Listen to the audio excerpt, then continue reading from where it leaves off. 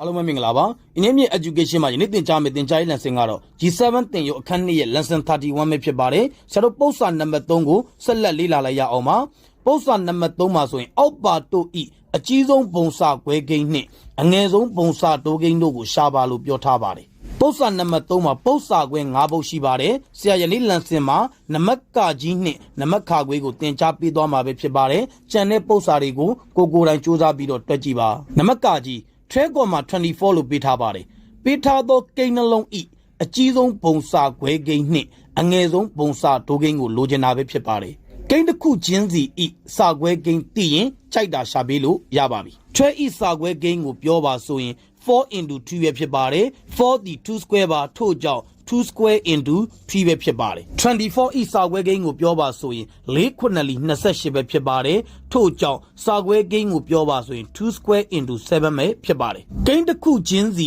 ဤစာခွဲကိန်းသိရင်အကြီးဆုံးပုံစာခွဲကိန်းရှာပေးပါမယ်အကြီးဆုံးပုံစာခွဲကိန်းရှာသောနည်းလမ်းသည်တူတာကိုရှာအငယ်ဆုံးကိုယူပဲဖြစ်ပါတယ်တူတာကြီးတဲ့အခါမှာ2တူပါတယ်ကြီးတာငယ်တာမရှိသည့်အတွက်တစ်ချိန်ပဲယူပါမယ်ထို့ကြောင့်2 square ပဲဖြစ်ပါတယ်နောက်ထပ်တူတာရှိသေးလားကြီးတဲ့အခါမှာနောက်ထပ်တူတာမရှိတော့ပါဘူးထို့ကြောင့်အကြီးဆုံးပုံစာခွဲကိန်းဤတန်ဖိုးကိုပြောပါဆိုရင်4ပဲဖြစ်ပါတယ်အငယ်ဆုံးပုံစာတိုးကိန်းကိုရှာတဲ့နည်းလမ်းသည်တူတာကိုရှာအကြီးဆုံးကိုယူကျန်တာအကုန်ယူပဲဖြစ်ပါတယ်တူတာသည်2တူပါတယ်ကြီးတာငယ်တာမရှိသည့်အတွက်တစ်ချိန်ယူပါမယ်ထို့ကြောင့်2 square into ပါ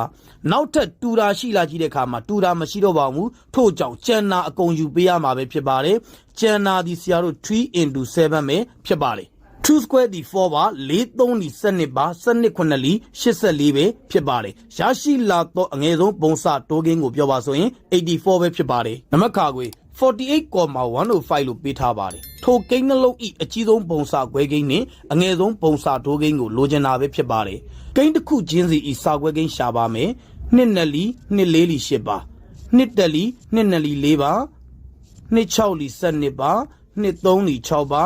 3တက်လီ3ပါ48ဤစာခွဲကိန်းကိုပြောပါဆိုရင်2 power 4 into 3ပဲဖြစ်ပါတယ်105ဤစာခွဲကိန်းရှာပါမယ်9နဲ့စားလို့ပြတ်ပါတယ်9နှစ်လီ10ပါ9တက်လီ5ပါ3နဲ့ပြတ်ပါတယ်3ခုနှစ်လီ21ပါ9တက်လီ9ပါရရှိလာသောစာခွဲကိန်းကိုပြောပါဆိုရင်3 into 5 into 7ပဲဖြစ်ပါတယ်ကိန်းတစ်ခုချင်းစီဤစာခွဲကိန်းသိရင်အကြီးဆုံးပုံစာခွဲကိန်းနှင့်အငယ်ဆုံးပုံစာတိုးကိန်းရှာပေးလို့ရပါပြီအကြီးဆုံးပုံစာခွဲကိန်းရှာသောနည်းလမ်းသည်တူတာကိုရှာအငယ်ဆုံးကိုယူပဲဖြစ်ပါတယ်တူတာကြီးတဲ့အခါမှာဆရာတို့3တူပါတယ်ကြီးတာငယ်တာမရှိသည့်အတွက်တစ်ချိန်ပဲယူပါမယ်ထို့ကြောင့်အကြီးဆုံးပုံစာခွဲကိန်းကိုပြောပါဆိုရင်3ပဲဖြစ်ပါတယ်အငယ်ဆုံးပုံစာတိုးကိန်းရှာပါမယ်အငယ်ဆုံးပုံစာတိုးကိန်းရှာသောနည်းလမ်းသည်တူတာကိုရှာအကြီးဆုံးကိုယူကျန်တာကုန်ယူပဲဖြစ်ပါတယ်တူတာသည်3တူပါတယ်ကြီးတာငယ်တာမရှိသည့်အတွက်တစ်ချိန်ပဲယူပါမယ်3 into ပါ